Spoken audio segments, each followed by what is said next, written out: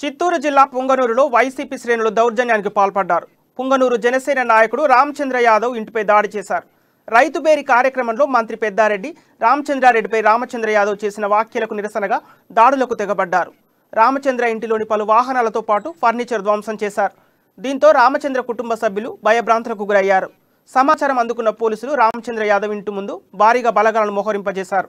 పుంగనూరులో నా ఇంటి పైన ఇప్పుడే కొన్ని వేల మంది వైసీపీ కార్యకర్తలు వచ్చి రాళ్ళు, కత్తులు, రాడ్లు, కర్రలతో వచ్చి పూర్తిగా నా ఇంటిని ధ్వంసం చేయడంతో పాటు నన్ను, నా కుటుంబ సభ్యులని చంపడానికి ప్రయత్నిస్తుంటే 2 గంటల నుండి దాడి జరుగుతుంటే కనీసం పోలీసులు ఏ ఒక్కరు, ఎస్పీ గారు కానీ, డిఐజీ గారు కానీ, ఐజీ గారు కానీ, ఇక్కడ లోకల్ పోలీసులు కానీ ఏ ఒక్కరు రెస్పాండ్ అవ్వడం లేదు.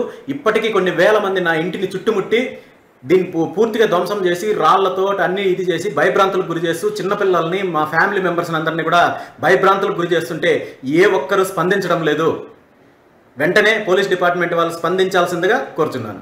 అంబేద్కర్ గారి విగ్రహానికి పూలమాల వేసి ఇంటికి వచ్చిన తర్వాత నా స్టాఫ్ అందరూ బయట వెళ్ళిన తర్వాత కొన్ని వేల మంది వైసీపీ కార్యకర్తలు కర్రలు, రాళ్ళు, ఇటుకరాళ్ళు, కత్తులతో ఇంటిపైకి వచ్చి దాడి చేసి నా కాంపౌండ్ వాళ్ళని పగలగొట్టి కాంపౌండ్ వాళ్ళ లోపలికి వచ్చి అద్దాలు పగలగొట్టి ఇంటి లోపలికి వచ్చి మా చిన్న పిల్లల్ని, మా ఆడవాళ్ళని నిలువరిస్తున్నారు.